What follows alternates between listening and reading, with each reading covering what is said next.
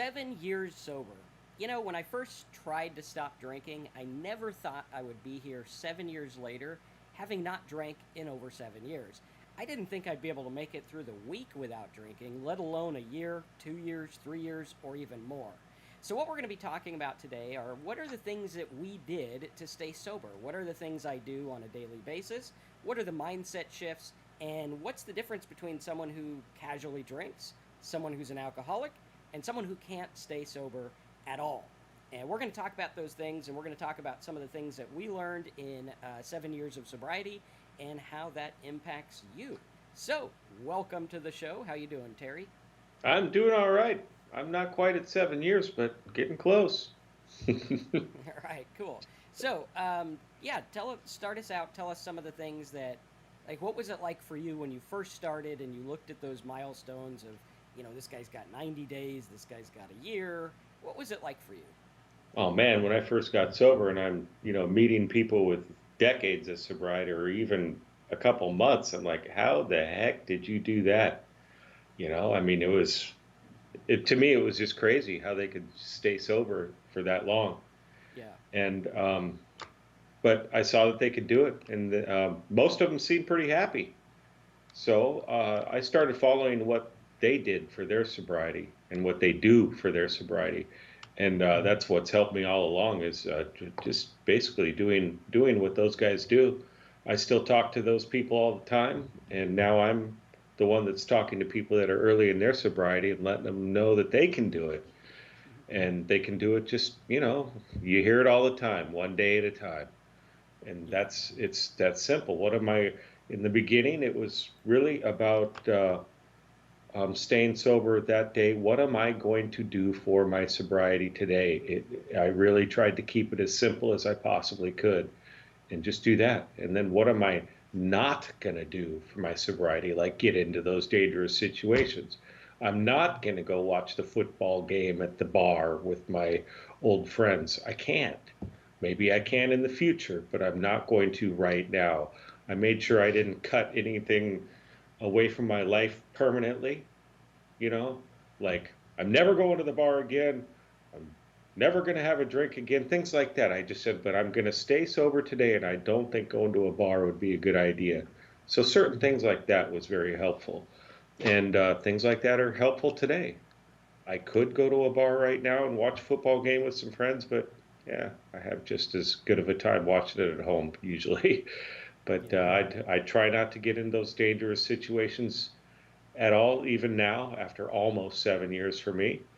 But I have to be careful.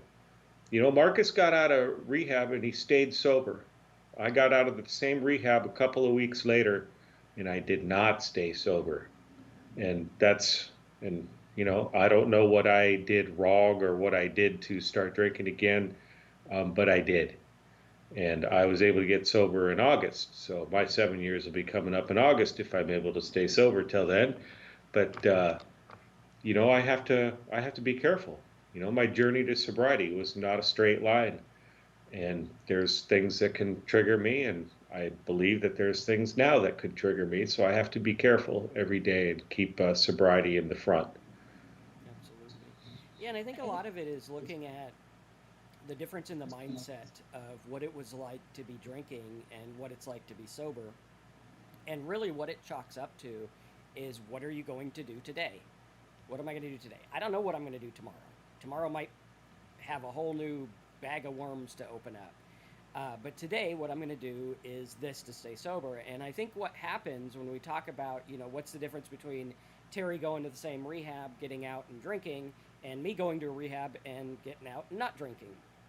And I think a lot of times what you can chalk it up to is the situations that we found ourselves in, right? Like for me, when you first get out of rehab, you don't really have that many tools, right? You're Right. like, okay, I stayed sober in a place where I couldn't drink.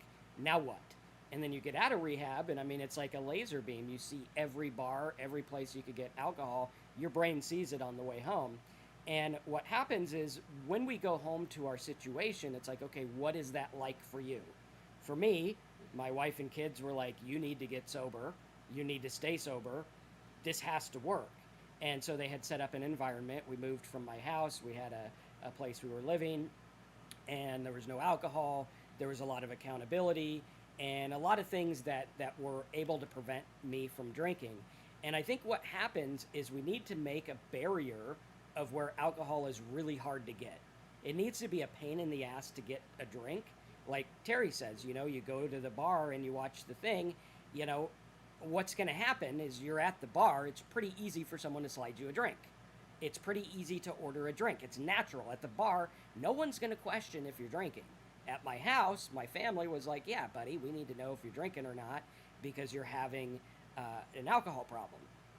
And so what I did is I set myself up to say, I'm going to make it very difficult to get. Whether it's not keeping cash in my wallet, whether it's leaving my ID at home, whether it's not frequenting the places I used to frequent, or whether it's just having accountability when I go places I know there's going to be alcohol.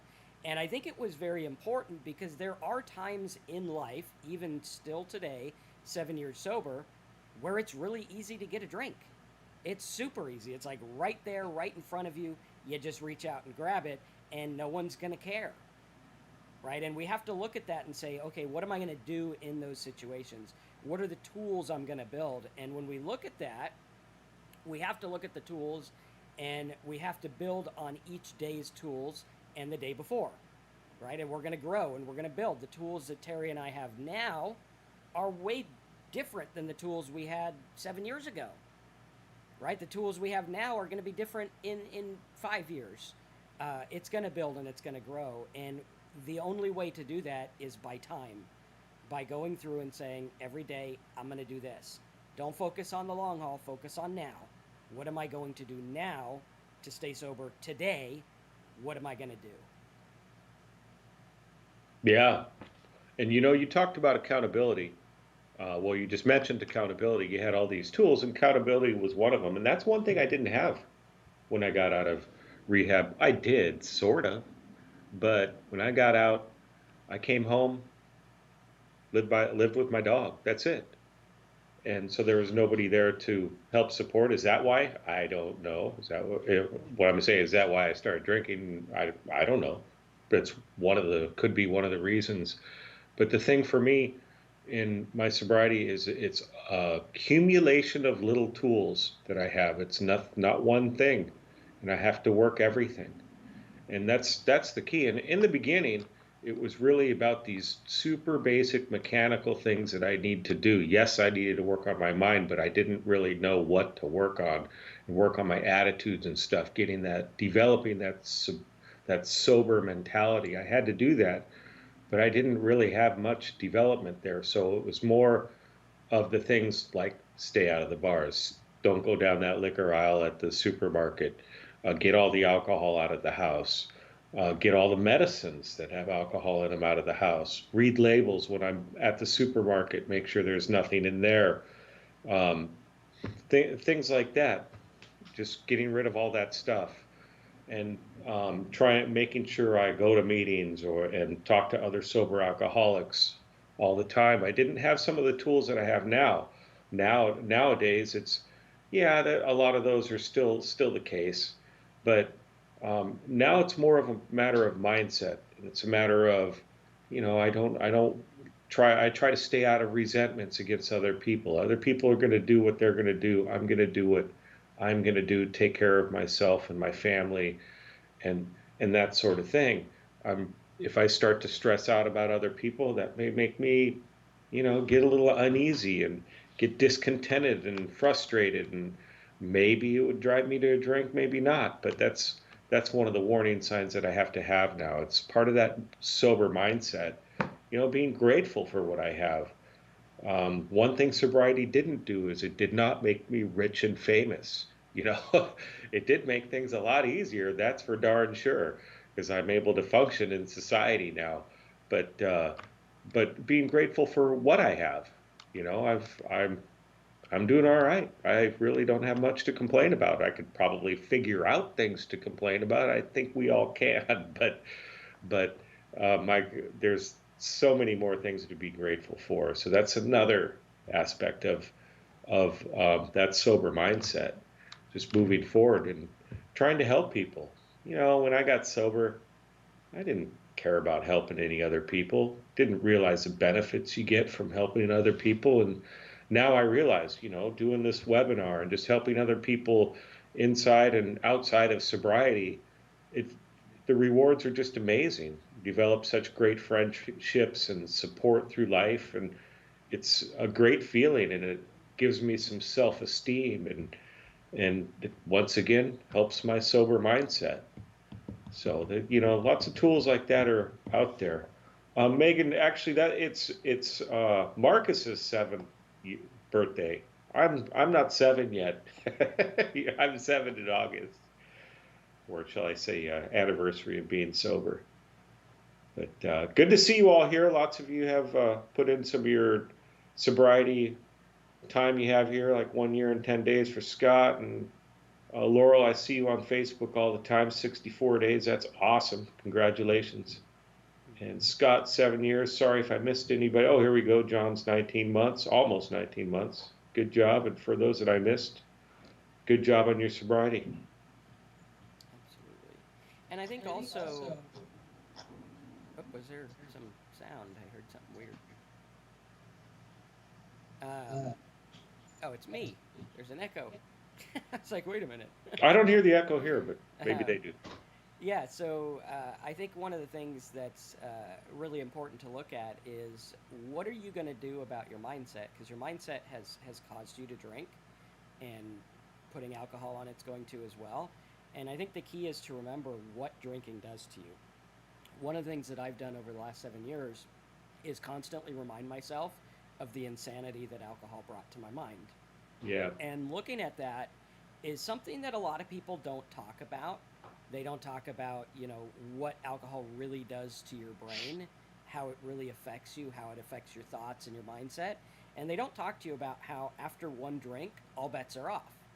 Like you've done it. Like that's what our track record is having one drink is never enough because of the fact that one drink is enough to chemically alter us to where we don't really have the choice over the next drink.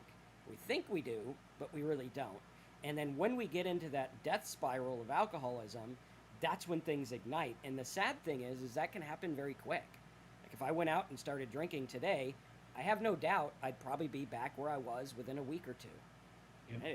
Maybe longer, I don't know, but we have to look at that and we have to understand that what we're dealing with is a substance abuse problem. It's the substance that's causing the problem.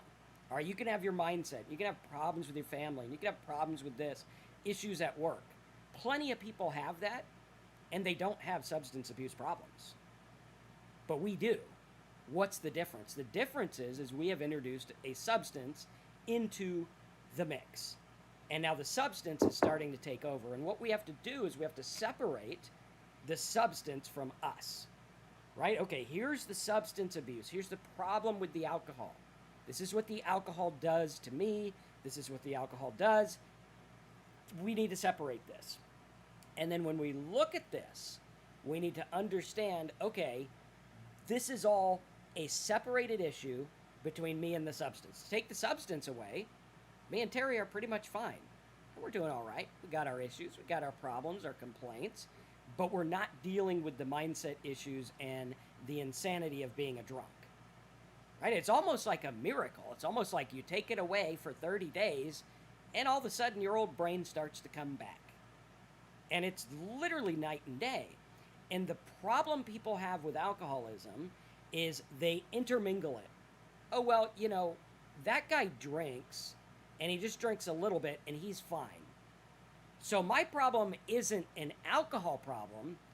It's that I can't handle my alcohol, or I need to cut back, or I need to do this, or I need to do that.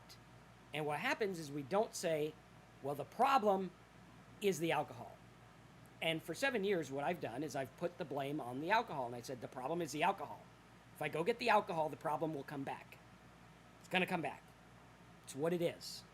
And because of that, I am able to build tools and be on guard to understand this is the problem. This is the issue. Yes, indeed. Yeah, separating myself from the alcohol, that was the biggest issue. Absolutely. And and it didn't change right away. After I got sober, I was still a mess and still had that same brain. But it started to clear up. And for those of you that are really early in your sobriety, it will take time. And that's the hard part is, alcohol gives us that instant gratification. And I tell you, till the last day I drank, I got that instant gratification. Now, it didn't last as long as it did early on, but I got it. And that's one reason we get those cravings after we get sober. And it just takes time. And it takes time to train your brain that this sober life can be good. And for some it's not easy because a lot of us get sober and we've done a lot of damage in our lives. We got things that we need to deal with. We got the legal issues and we got the family issues and maybe even home issues as far as homelessness, things like that. I mean, or health issues. There's so many issues that we can have after we get sober, and we have to deal with them. And then all of a sudden, that those emotions start rushing back, those emotions that we were able to push down with the alcohol, and they come back. And that's why it's important to reach out to other sober alcoholics or people that understand, that aren't going to you know take you out drinking to solve your problems, that sort of thing. But reaching out is a super big help for you. Coming to this every Thursday, joining our program, or going to 12-step meetings, or even a hospital group thing. All those can be helpful tools, and that's what I used all of those. Well, we didn't have our program, but I used all the other ones when I got sober, and that was very helpful for me. Absolutely. And if you guys are interested in supporting the work we're doing and getting those tools Terry's talking about that we've built to help you guys stay sober, again, we're not doctors. This is just our experience and what we've done to stay sober. And if you like what we're doing and want to support the channel, you can go over to talksober.com right like this. Click the yellow button. It'll take you to a sign up page. For less than $1 a day, you can sign up, get a whole bunch of MP3s, get a bunch of letters, a bunch of stuff that you can use to help get and stay sober. And it's kind of laid out to where you could go through it from day 1 to day 30. It's got some exercises, it's got some things to watch, some things to listen to, and all kinds of stuff. And that's at talksober.com. Yes, go check it out. There's some good tools on there. You can join our program, or there's some free stuff on there that you can look at too. So take a look. Lots of good info. That stuff's all about Marcus and my experience, and experiences getting sober, and what we do, what we did when we got sober, what we've done in the meantime, what we do today. It's super helpful. It's what we do, and Absolutely. it's worked so far. Mm-hmm. And is there any questions you guys have or any concerns that you have about staying sober? Anything that you want us to go over? Let us know by typing it in the box. And also, there is a project that I am working on.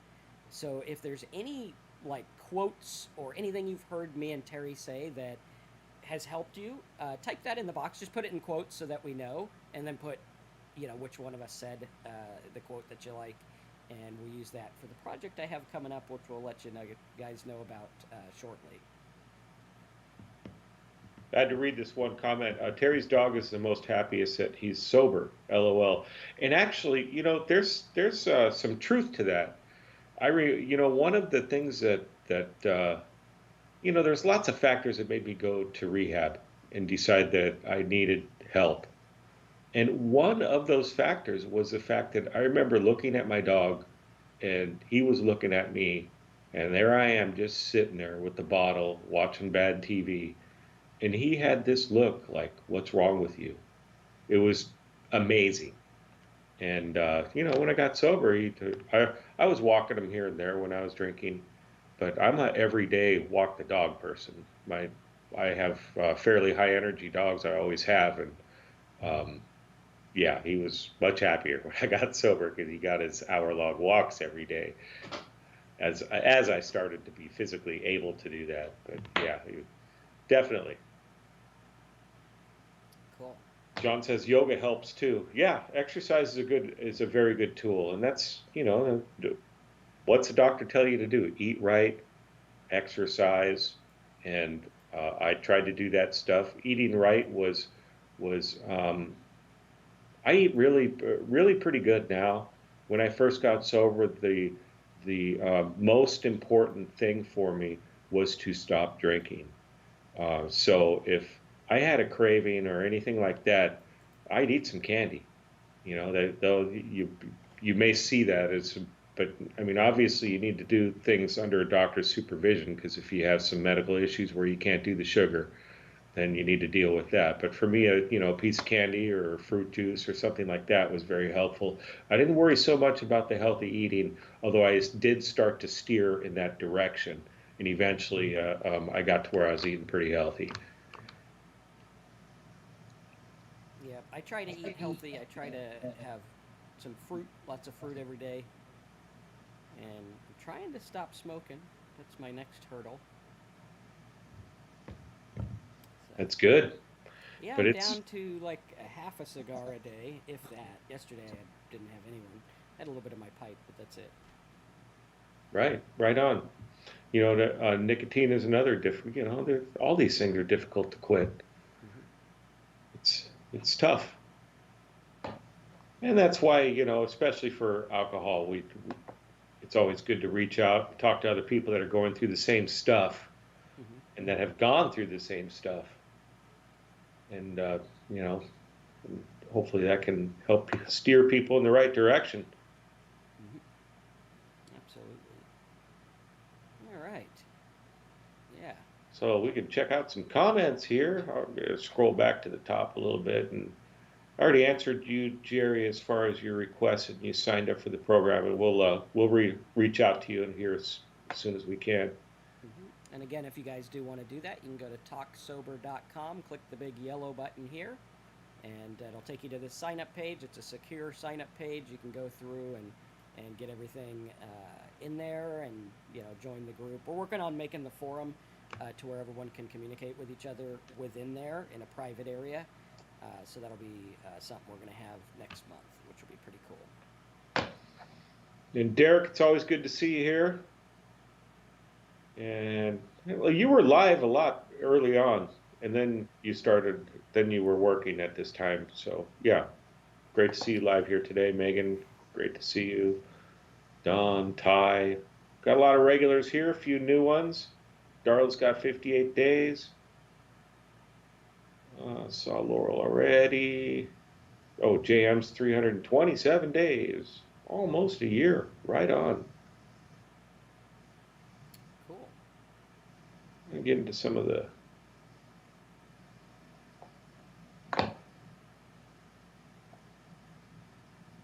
We have. John's got almost 19 months. Bion says, I recall camping with my kid 3 years ago and was unpacking stuff. Did you take this one yet or no? No, go ahead. And he caught me hiding two bottles that would keep me for the weekend. His look at me was life changing. He was 9 at the time. I Yeah. remember lots of times like that. I was terrible at hiding my alcohol, um, even from my kids who were about the same age at that time. Yeah, I was pretty good at hiding it. Hiding it seems to be a pretty common thing for us alcoholics, because well, for me, I think the reason was is if I can hide it, then nobody's going to call me out on it, and then I'm not going to have to quit. And it was really that was the simplest reason. Um, Um, Jerry says, how do you fight the cravings without detox or medication? Well, first of all, if you are detoxing, remember that alcohol detox can be very dangerous.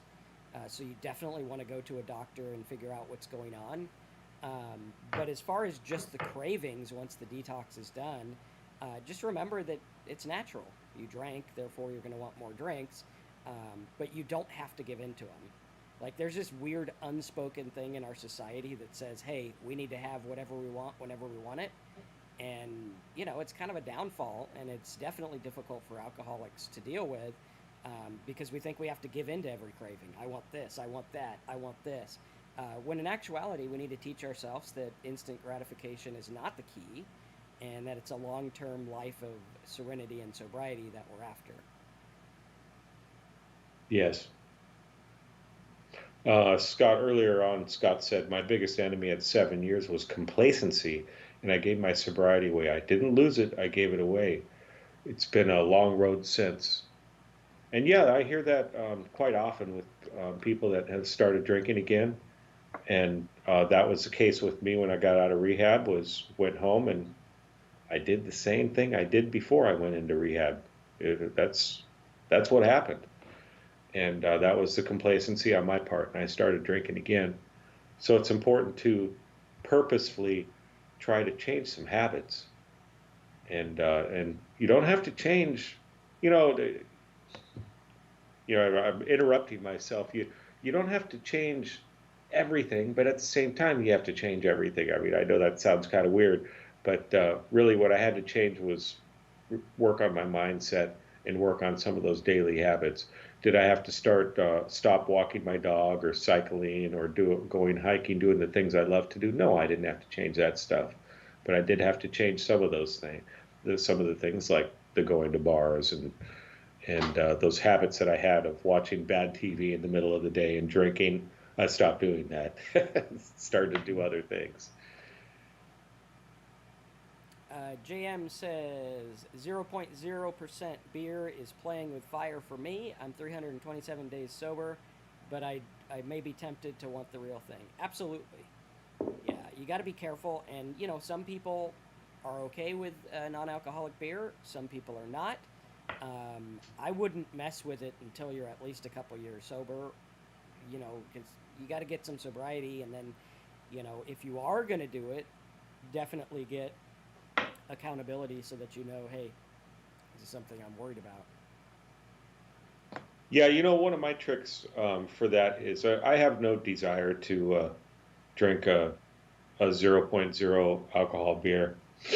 I think one of the things I tried when I was trying to quit drinking was get those low percentage ones because actually they're 0.5%, but I just ended up drinking 12 of them. Yeah, so that didn't work. But so yeah, with those non-alcoholic, you have the psychological aspect of it tastes like a beer, so it could possibly trigger that craving, definitely. But let's say you have one at a party and it's the same colored bottle as other people are drinking, and then you put it down and then you pick up a real beer and then you've drank some alcohol, and I don't know if that's going to turn you right back to where you were, but it could. So that's something else that a person has to be careful about those. But the trick that I use is, I mean, it's not really a trick, but I found non-alcoholic drinks that I like, and that's what I do. And it's funny, if I go to an event or something, I'll bring something like, I mean, it might be LaCroix water or something like that, a simple water or a flavored ginger ale or something like that. And the normal people, I call the non-alcoholics the normal people. They a lot of times they ask me for some of what I'm drinking because they don't want to keep on drinking alcohol and get drunk. Where if I was drinking it, I'd want to. But that's what I do. I have special events. I have special things that I like to get. Or if I'm going out to dinner with some people, I might order a 7 Up with a splash of cranberry. But try and figure out something that you like to drink that's non-alcoholic, and that can be a good substitute.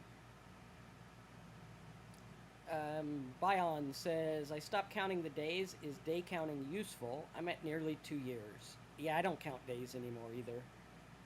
I stopped probably at like 90 days. And then it was like, okay, there's a year, there's 2 years. Some people find it useful. Some people have little apps. For me, not so much. I have an app, although I don't look at it that often. I don't think I've looked at it in months. We'll see how Same many thing. days I got. There you go. While you look that up, Paige says, any recommendations for the person supporting the alcoholic? My question is right around 60 days and killing it. Anything to be positive encouragement? Yeah, encourage them to do whatever works for them, and give them space to be figuring out what's going to work for them. Um, you could focus on you know, the maybe the part that you played in the alcoholism, because there's usually different parts that people played. Not that there's any fault or anything, but you know, was there a part, like, you know, was there something that I can do to help? Different things like that. What do you think about that, Terry? Yeah, well, what you said, first of all, definitely support. Um, I think just trying to be understanding, and sometimes it can be difficult because that person may have done some damage, and there's probably trust issues because they were probably lying about drinking or whatever they were doing, and but just trying to be supportive in that role. Um, my significant other, we were not living together at the time because we were just boy and girlfriend at that point. But she was very supportive, and she also understood when I said I'm going to a meeting. I can't see you until afterwards, and she was very supportive in that. Be like, oh yeah, no problem. And that's one thing that she made sure she did, and um, just trying to be open and honest and communicate when there's something that's bothering you. I think that's very important. It's one thing I did when I got sober is I was like, I'm going to be open and communicate everything. If something's bothering me about my significant other, I'm going to discuss it. I'm not going to hold it back and get angry because it's very important for me to not build up those frustrations. And it's the same for the person that's trying to support the alcoholic as well. It's super important to communicate and be open as to what's going on. This is and what do you have to do for you to stay sober? I'd love to support it, and let's do that. So yeah, THC says, "Don't go to parties, Terry.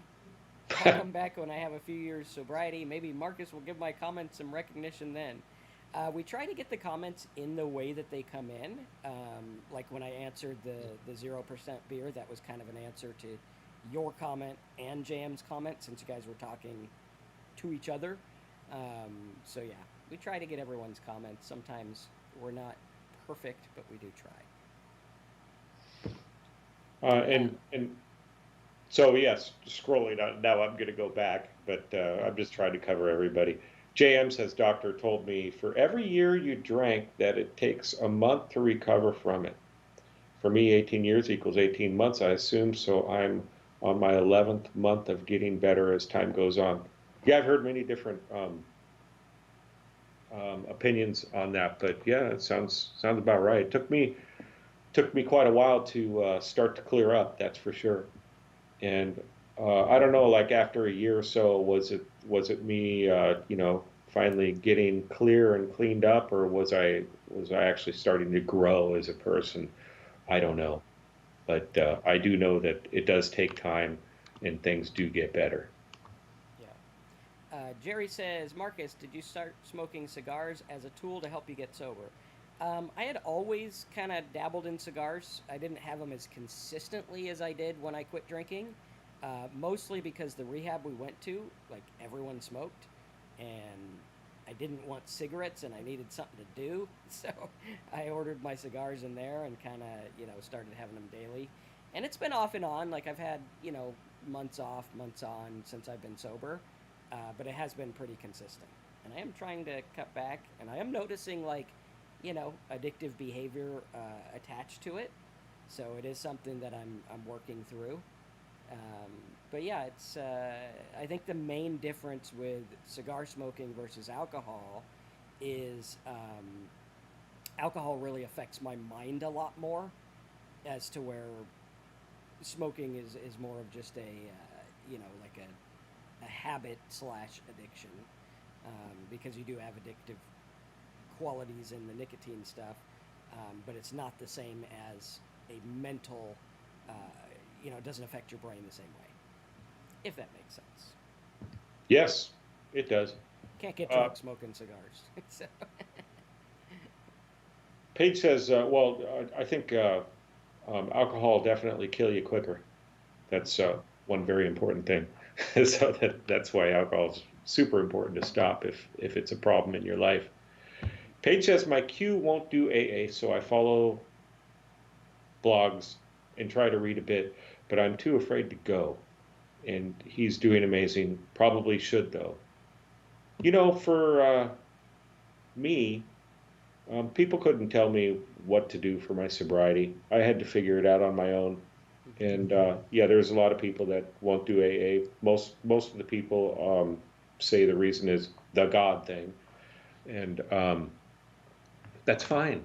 I think there's, my brother's got like 33 years of sobriety, I think, and he did AA. He didn't really like it, and he goes here and there, but not much. And he's a happy guy, and he does other things for his sobriety. You can get sober without AA, although for many, many people, it's a way of life, and that's so it's to each their own. Whatever's going to work. The important thing is that I feel is important is to try everything. But some people don't that they don't want to try it out because of preconceived notions. I caution against preconceived notions. I'm a true believer in trying stuff and trying to figure out what works. I had the same preconceived notions, and then I went in there and I realized a lot of these people are like me, and they have the same sick sense of humor that I have, and I get along with a lot of them. Yeah. But yeah, neighbor says the AA meetings on Zoom work great, and that's one place where you can check them out. And I would encourage checking out a few, not just one, but whatever works for you. Absolutely. And also, I don't do AA. I did in the beginning because our rehab was AA based, and they said do 90 meetings in 90 days. And for the first year, I went. Now I go maybe once every 2 years, maybe once a year. Um, so yeah. Someone says, "Is that beer bottles behind you?" Yes, I actually do drink non-alcoholic beer. I think those ones are. There's actually Lagunitas one and a Coors Edge back there. So, but yeah, definitely non-alcoholic. Um,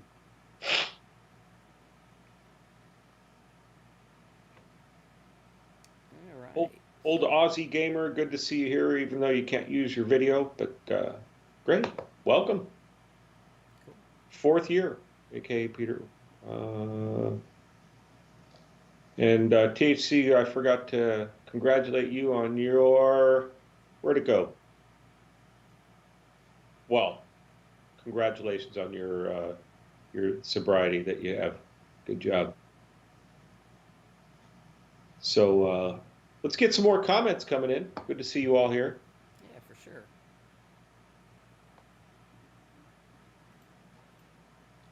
And 7 years, no alcohol. Yeah, I don't know where the time went for me. I'm not quite there, but Yeah, it it's went slow and fast at the same time.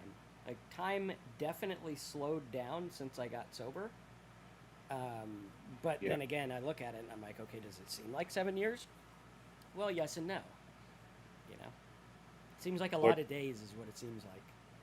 when it really felt slow for me in the beginning because in the beginning, you're like, these people have 30 days. When am I going to get there?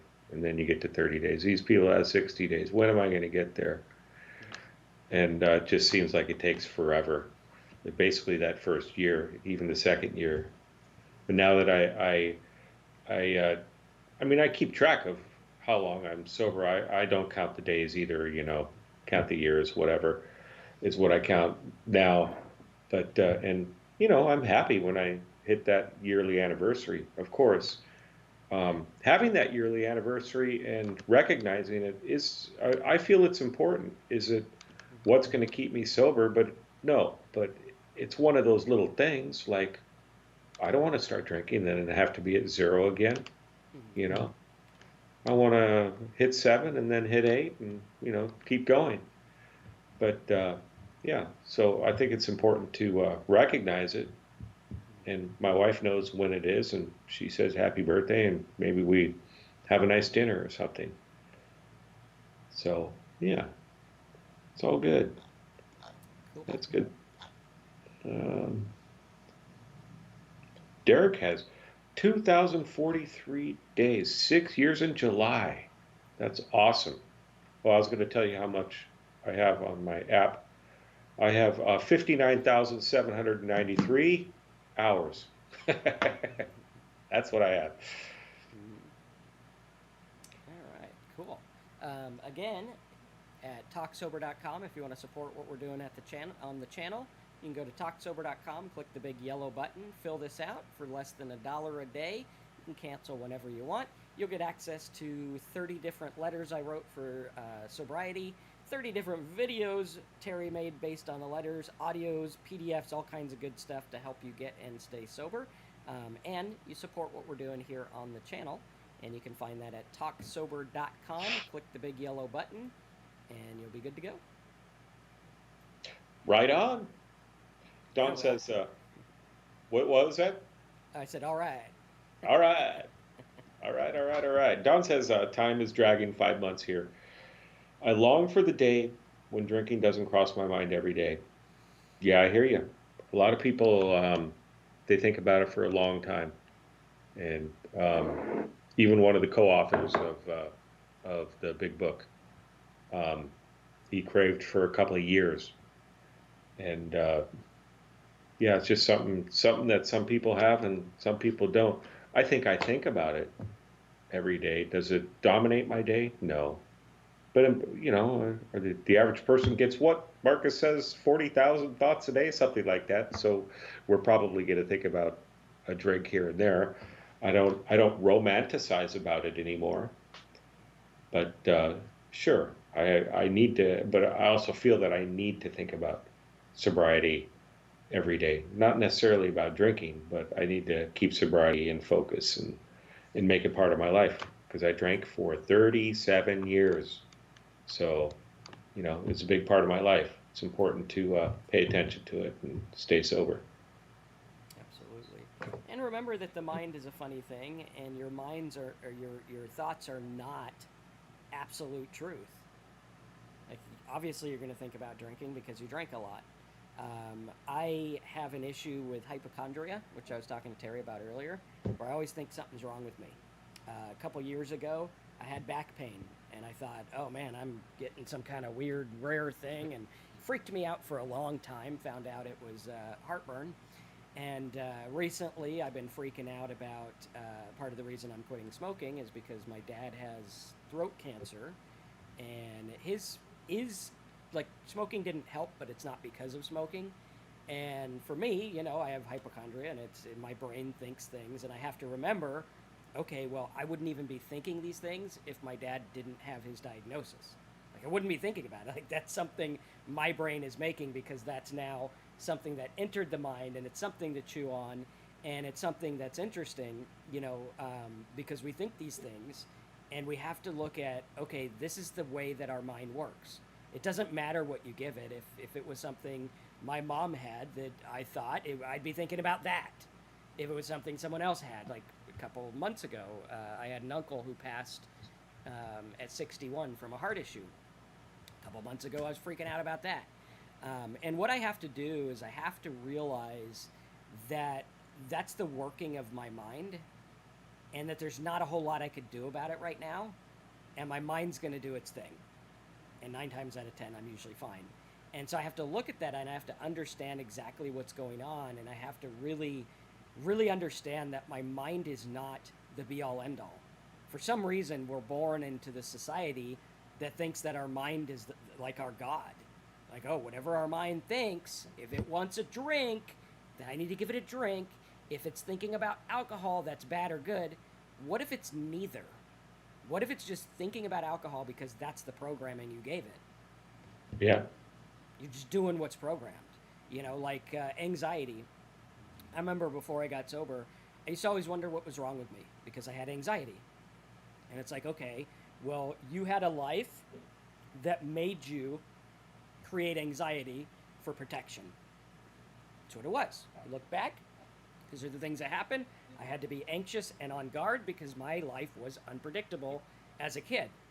Now I get into adulthood and I'm like, okay, I don't need to worry about, a lot of this stuff that I used to worry about. And hence I thought, okay, something's wrong with me. Why do I have this anxiety? Why do I have this? Why do I have that? Well, I need to look at it and say, well, obviously you're going to have that because that's what produces it, right? Like if I go through every day and every time I walk outside my house, someone comes up and pushes me for a year, 365 times I come out of my house, someone pushes me. What's going to happen when I go to my door? I'm going to flinch. Is something wrong with me? No. I was preconditioned to be afraid of going outside.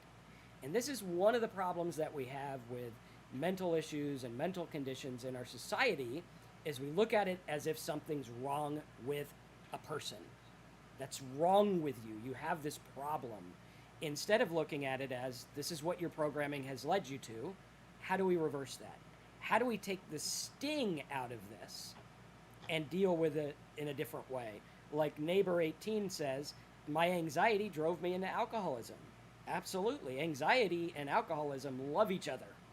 Like I was talking to someone recently and I'm like, to find out if someone has an alcohol problem, figure out what's going on with their anxiety. Because for us alcoholics, alcohol was the miracle drug for anxiety. And we thought it worked until it didn't. Right? And we got to understand these things because you are living your programming. That's all it is. It's programming. And if you understand that, then you're not going to worry about, oh, I thought about alcohol today. Of course you thought about alcohol today. Of course I thought about these things today. Of course I thought about that. And I got to give my mind leeway because one of the worst things about having OCD and smoking cigars and pipes is you think you're going to light everything on fire. Like I remember, I think it was Tuesday, I was out here in my office, or it was Monday, and I tapped my cigar or my pipe, and a little lit ember fell on the ground. And being the Marcus that I am, I don't just stomp it out and forget about it. Even though I know in my brain, you stomp it out, it's done. It's a little ember. It probably went out before it hit the ground anyway. No. I get a cup this big. I dump my coffee out. I clounce the cup into the pool to get some pool water because I don't want to look like an idiot going inside and filling it up and people go, what are you doing? What are you doing? And I dump that all over the floor here. Like enough to put out an actual fire, I dump on this little ember because I'm going to worry about it. And then guess what? I still worried about it. Still worried about it. We went to our counseling session and I still worried about it. I know it's out. It's just what my mind does. And I used to get down on myself and freak out and what's wrong with me and I need to fix this. And now I just realize it's the way my brain works. It's the way it works. It's the way it's wired to work. Will it go away? Maybe, maybe not. If it doesn't, I've found a way to live with it without alcohol. If it does go away, whatever. My life will be a lot more boring if it goes away, right? Then I won't be able to make up things that happen. But you have to understand that. And you have to really look at that because you've trained your brain to be a certain way with alcoholism. You've trained your brain to be a certain way with people you know and people you love and people you care about. And now you're here. And instead of trying to figure out what got you here, figure out what you're going to do next.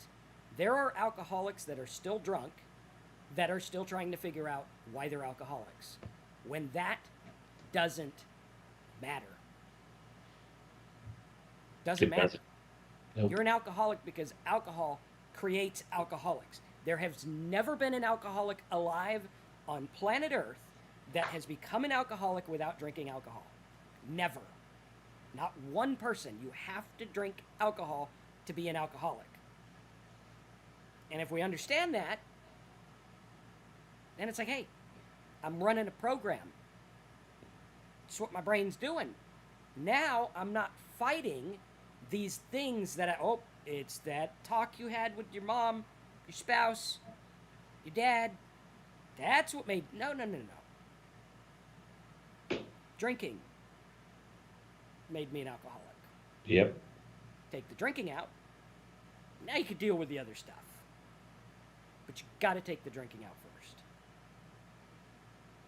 Yes.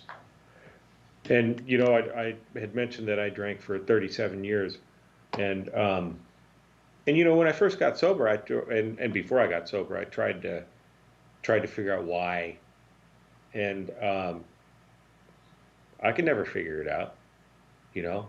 And I'll tell you one thing: for those 30, I wasn't falling down drunk alcoholic for 37 years. I was maybe the last few. I never did figure out exactly how many of those years I really drank alcoholically, but not that many of them. Most of the time I was fine. I was functioning. Was I a heavy drinker?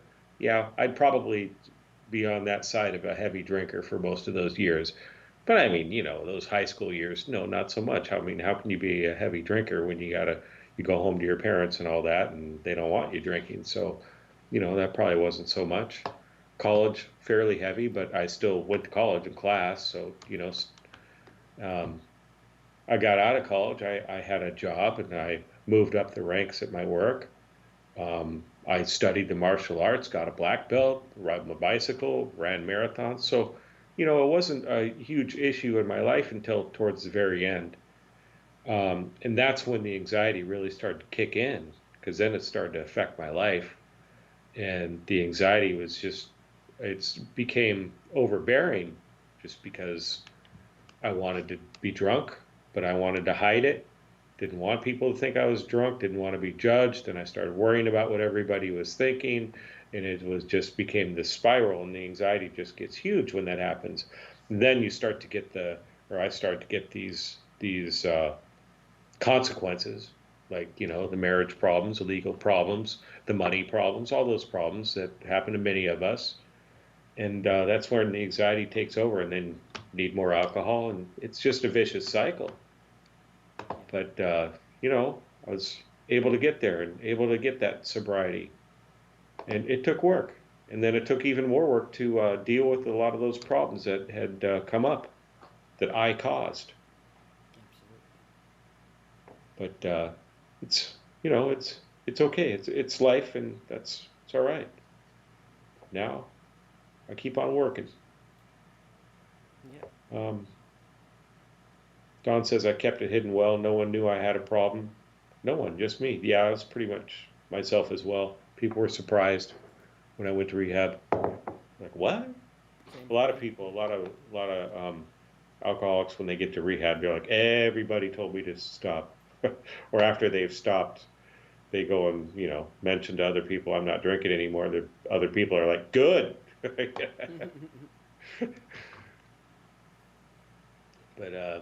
yeah. All right. Cool deal. Yeah, old Aussie gamer, you got some great comments there. This one in particular. So you need more booze to feel good, then you need more to feel normal, then you need more to not feel bad. And yeah, right there, nailed it Absolutely. right on the head. Yep. That's it.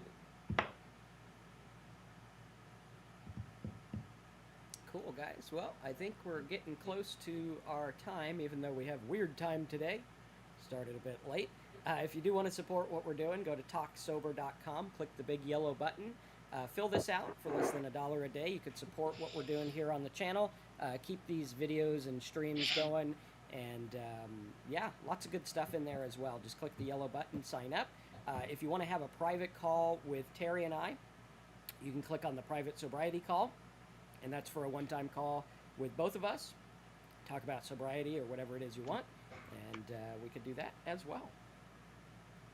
And all the proceeds go to making this channel possible. So if you like what we're doing here, support us over there. Good job, Jenny. Day 4. Awesome. Absolutely. Yes, day 4. Yeah, those next couple of days can be difficult.